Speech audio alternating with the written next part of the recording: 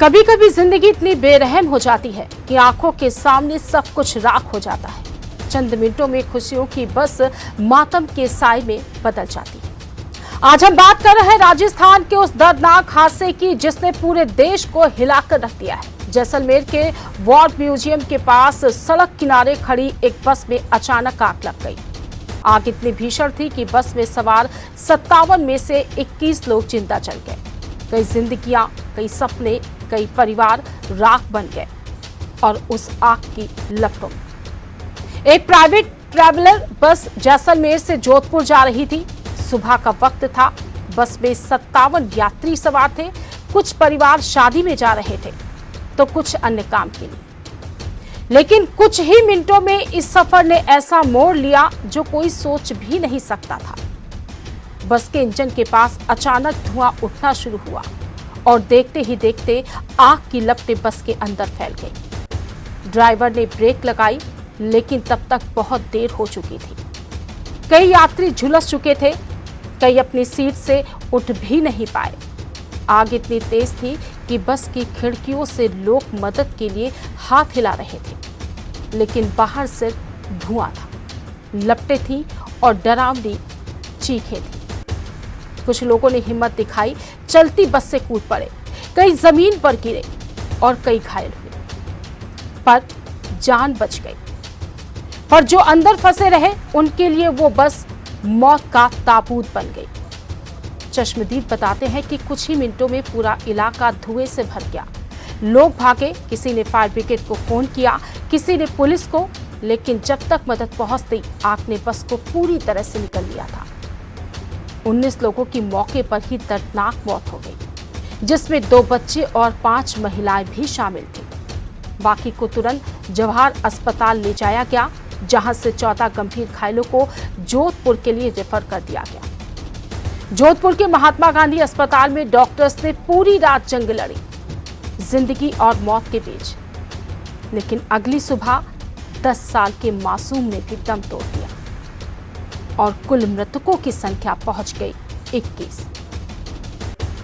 इस हादसे की सबसे दर्दनाक कहानी है सेना के गोला बारूद डिपो में तैनात जवान महेंद्र बेगवाल की।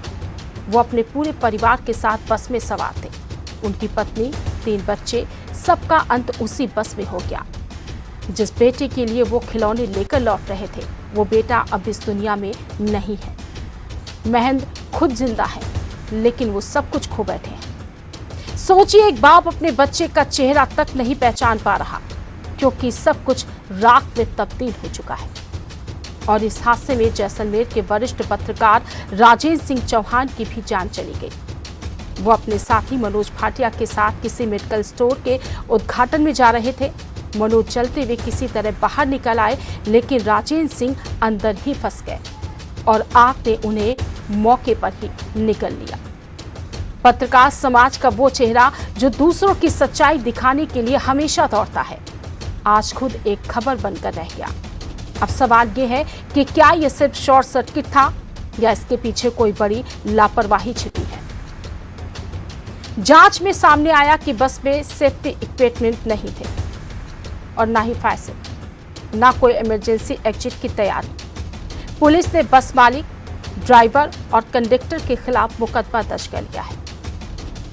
मामला जैसलमेर सदर थाने में दर्ज हुआ है। शिकायत दर्ज कराने वाले हैं पत्रकार राजेंद्र सिंह चौहान के भाई चंदन सिंह। उन्होंने कहा कि अगर सुरक्षा इंतजाम होते तो शायद उनका भाई आज जिंदा होता। हादसे की भयावहता का अंदाजा इसी से लगाया जा सकता है।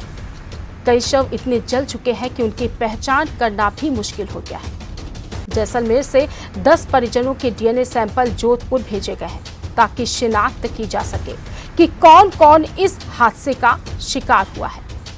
हर सैंपल के साथ एक सवाल जुड़ा है, क्या ये वही है जिसे हम ढूंढ रहे हैं। जोधपुर के महात्मा गांधी अस्पताल में फिलहाल 14 मरीज भर्ती हैं। इनमें से कई को 70% तक जलने की चोटें आई हैं। 4 मरीज वेंटिलेटर पर हैं।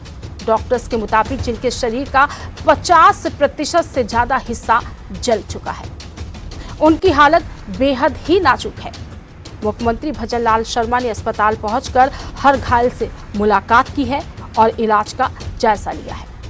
राजस्थान के मंत्री मदन दिलावर ने माना है कि हादसा किसी न किसी लापरवाही का नतीजा है। उन्होंने कहा कि सरकार की पहली प्राथमिकता घायल लोगों की जान बचाना है।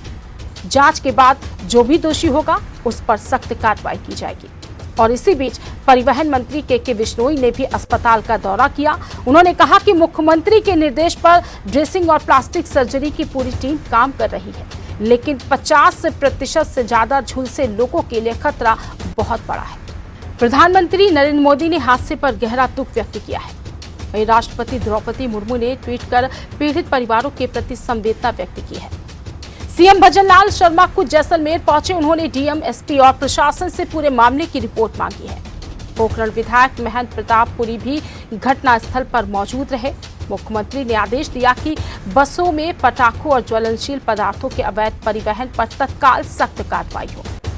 जैसलमेर कोतवाली पुलिस अब हादसे के हर एंगल की गहराई से जांच पड़ताल कर रही है। बुकिंग एजेंट से पूछताछ में ये पता चला है कि बस में 30 यात्री सवार थे और बाद में 35 हो गए। डीआरडीओ के जवान महेंद्र मेघवाल और उनका परिवार इसी बस में चढ़ा था। अब पुलिस ये पता लगा रही है कि क्या बस की तकनीकी जांच कभी हुई भी थी या नहीं। हादसे के बाद अब भी 7 लोग लापता बताए जा रहे हैं। संभावना है कि वो भी उसी बस में सवार थे। परिवारों की आंखों में एक ही सवाल है कि हमारे लोग कहां हैं। किसी के हाथ में राख से मिली चूड़ी तो किसी के पास बस जला हुआ मोबाइल था। यही सब सबूत है कि वो कभी इस दुनिया में थे। ये सिर्फ एक हादसा नहीं, ये सवाल है हमारे सिस्टम से, हमारी लापरवाही से कि क्यों बसों में आज भी फायर सेफ्टी मजाक है, क्यों किसी की जान जाने के बाद ही नियम बनते हैं, क्यों हर बार रिपोर्ट बनती है लेकिन जमीन पर कुछ नहीं बदलता। आज जैसलमेर की वो जलती बस हमें यही सिखा रही है कि नियमों की अनदेखी सिर्फ एक गलती नहीं, वो किसी की जिंदगी की कीमत बन सकती है।